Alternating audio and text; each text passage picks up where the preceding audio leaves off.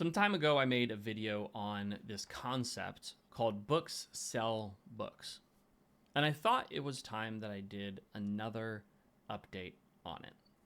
Because I just got some sort of surprising information, which shouldn't be surprising considering everything I talk about, but it was surprising to me. And so I thought it might be helpful if I share it with all of you. For anybody who's new to this channel, my name is Seth. I am a full-time fantasy author. I write books, I sell books. I love making videos about both of those things, about writing and about selling books. And this is more of a book selling video. So if you are an author, if you're somebody who would like to be an author, if you're somebody who's either just starting out in your career or you've been at it for a while, I want to talk about this phrase, books sell books, and my experience with it.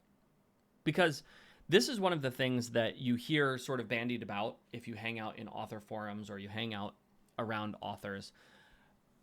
However, I've been hearing it less and less, which is really fascinating to me.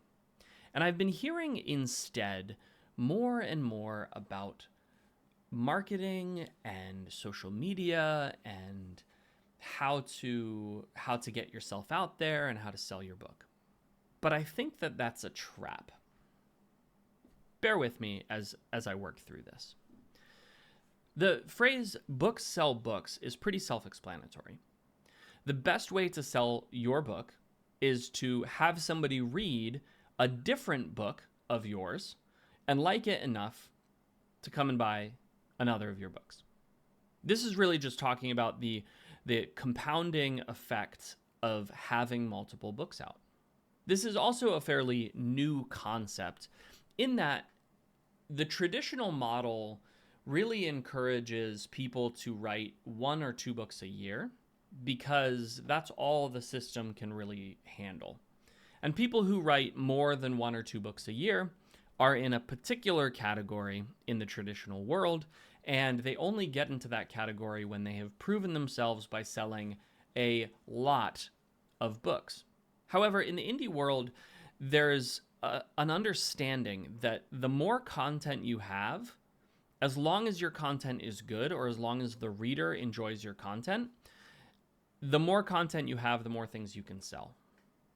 This is a especially important principle because most people don't buy books again. That is to say, if they buy one book, they're not going to buy that same book a second time, which means that if I'm an author and I have one book that is available for somebody to buy, if I want to sell more than one copy, I have to acquire a second customer. And customer acquisition, that is getting somebody to buy my book, is more expensive than somebody being able to buy multiple products from me, right? So every time I come out with a book and somebody enjoys it, and then they go and they buy a second book of mine, I didn't have to pay anything for that second sale.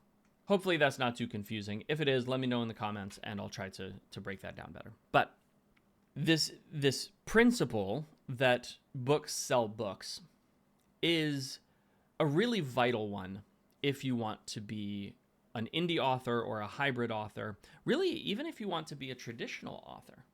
Because publishing companies are not spending money to advertise books anymore. They're really not. They're not marketing books. They spend money for advances, and then they don't spend that money on marketing books. And that is a real bummer because it means that the author themselves has to do it. There's also another thing that's happening, and that is that in the indie world, we went through a bit of a gold rush period. And so like 2010, 2009 through 2015 was sort of considered this like gold rush period where anybody who was publishing with any level of quality just made money hand over fist. And that gold rush really rewarded people who put out the most books possible. But also created a false perception. It also created this idea that still is lingering today, that you can make money online being an author, and that the way you do it is you write a good book and you put it out there, and then lots of people buy your book and you become famous overnight. And that is not how it works. It's not how it ever worked. There are the occasional unicorn who will put out a book and it will blow up on social media. It'll do really, really well. And when that happens, they all of a sudden get to be famous. But internet fame doesn't usually last. And so it often, and in fact, it often doesn't even translate into sales. So I think it's really important that if you are coming into the book world, especially in the modern era, you understand this concept. If you want to sell books, you have to write books. And I don't mean like write 2 books or 3 books. You have to write a lot of books. That's not necessarily what people want to hear, but it is really important. To illustrate how important it is, I'm going to share a little bit of information about my own journey. So I always get a little bit weird about like sharing exact numbers. But I'm going to try to give you approximations as best I can. Just understand that I'm not doing this to brag or anything like that. This is literally just so you can understand the principle of how this works, right? So my first book came out in December of 2018, and in my first month, I did a few $1,000s worth of sales. Okay, that is tremendous for a new author, self-publishing. That was great. I did a couple $1,000, and then the next month I did a couple $1,000. And then the next month I did a little bit less, and the next month I did a little bit less. But then the second book came out and it bumped the series, and so I had this interesting sort of step on my dashboard, where it was like I released my first book, and there's always a little bit of a spike in the first month, right, for when you release a book, and then it tapers off pretty quickly, but because I was on a pretty quick release schedule every couple of months, right? Not every couple of months, I'm sorry, every like 3 or 4 months. What would happen is I'd have my initial spike, and then it would start to taper, and then before too long I'd have another spike, and then it tapers, and then another spike, right? And that's a fairly typical way for a dashboard to look. As I continued to release, I found myself falling into this rhythm, and I found myself falling into this really interesting pattern where if I didn't release another book, my sales started to drop to next to nothing. And that held true for the first 3 or 4 books. But then somewhere around book 5, I started to notice something different. My sales, when they tapered off, were just higher. I was selling more in my down periods, right? My spikes were growing, right? So every time I release a book, I got more income on that first month of that book. And then as things dropped off, as they do, like Amazon has this is pretty well known in the industry, that Amazon sales, like, they cliff after about 30 days, and then there's like a 60 or 90 day drop off as well. But I started noticing that even during those periods after the cliff, I was selling more books. Once you start to think about it, though, it makes sense. If I have somebody who buys book 1 and there's only a book 1, then when they're done with book 1, there's nothing else for them to buy, they leave. But if I have somebody who buys a book 1 and there are 5 books in the series, if they enjoyed book 1, they're going to read book 2. And if they enjoy book 2, they're going to read book 3, etc. Which means that rather than getting one sale that's a single blip. I'm getting sales spread out consistently over time. And then this compounds. It really started to compound for me when I came out with my second series. I released Battle Mage Farmer. Nova Terra was almost done. I finished Nova Terra. Battle Mage Farmer was out. And I found that I had people who would read Battle Mage Farmer would get to the end of book 2 or 3 and be like, wow, I really enjoyed this. Let me check out what else Seth has going on. Then they would see the Titan series and be like, oh, there are 10 books in this series, and they'd read all the way through that, right? Same thing happened when I came out with the Tower series. Same thing happened when I came out with Dreamer's Throne. Same thing happened when I came out with Soulcaller.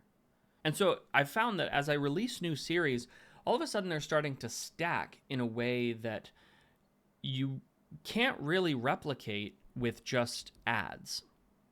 And so I came up with a bit of a theory, or maybe a theory is the wrong word for it. I came up with a bit of a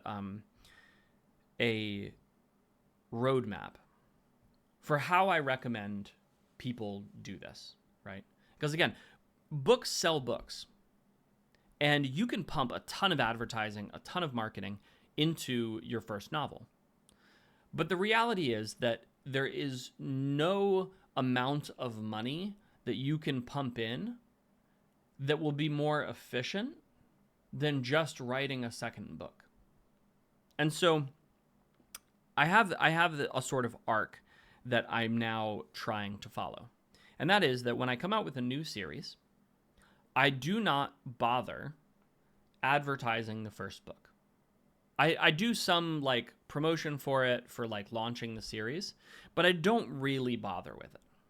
And instead I write the second book, and then I write the third book. And about the third book, I start to put a little bit more effort into promoting the series. And then I write the fourth book, and then I write the fifth book, and then I write the sixth book. Now, if you are writing a trilogy, obviously you stop at 3 and then you write something else and you do it that way. But for me, most of my series are 6 books or more, probably mostly more. I tend to write long, but I've found that 3 books is where you should really start promoting a series, because with less than 3 books, the cliff that happens at 30 days is just brutal. But if you have 3 books, or if you have 6 books, or if you have 9 books in a series, the cliff really isn't that bad. Like, again, it's not great, but it's not that bad. If you're not writing long, though, if you're writing, like, let's say 3-book series, then stacking series is really what you want to do. You want to write your first 3 books for the first series, and then you want to write another series. The goal is to give readers something to bite into, right? And to continue moving through. But that's not the only reason that books sell books is a really good principle to follow. It's not the only reason that that's where we should be putting our focus. The more books you write, the better you are going to be as a writer. Like, you're going to get better as time goes. And as you're getting better, it's going to be easier to get people to buy your books. And so focusing on writing rather than on marketing or growing an audience, especially when you're starting, is really, I think, the way to go. But I'd love to hear your thoughts on this. Let me know down in the comments below. Do you agree? Should we as writers just focus on writing books? Or is there another strategy that you think is more effective?